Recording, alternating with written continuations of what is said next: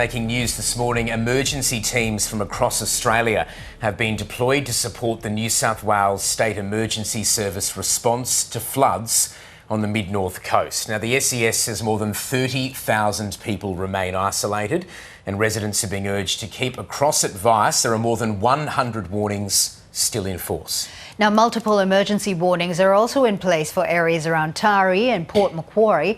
Floodwaters may be receding, but the cleanup is expected to take some time. We're now joined by Nicole Hogan. She is the New South Wales SES Acting Deputy Commissioner. Thank you so much for taking the time to speak with us this morning. Now, it does seem like the weather has eased, the sun's out, but the warnings are still in place, aren't they, Nicole?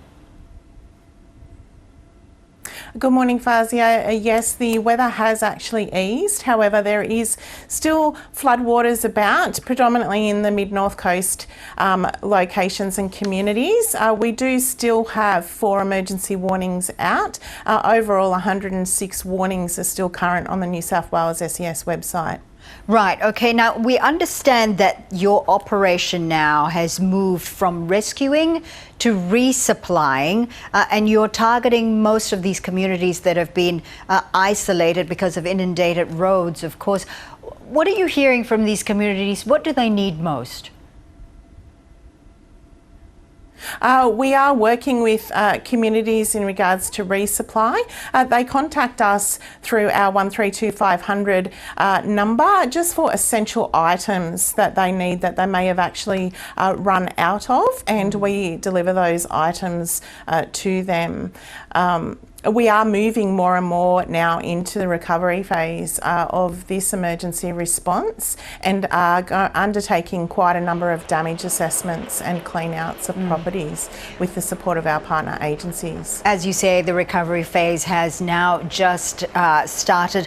I'm reading something like 10,000 properties have been affected by these record-breaking floods. People, of course, are eager to return to their properties, to see what the damage has been, to start cleaning up. But when is it actually safe to do so? When is it safe to go home? So we urge people to keep an eye on our website or on the Hazards Near Me app. As soon as it's safe to actually re-enter the areas where there have been evacuations, we will let people know through those formats. And at the moment, we really have only those 4 emergency warnings that are current. Every other area has de-escalated as those floodwaters have receded.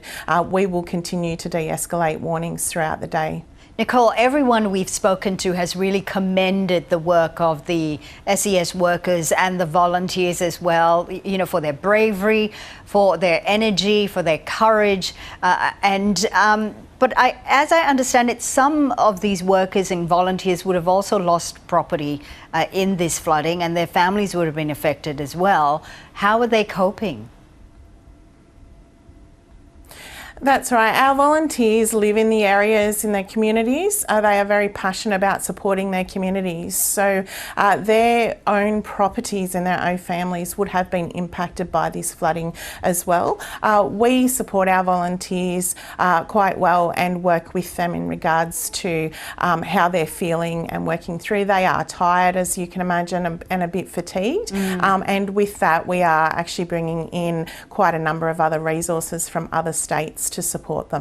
As the community turns to the recovery phase, of course the recovery and picking up the pieces and getting on with life again is going to take months and months, maybe even years as well.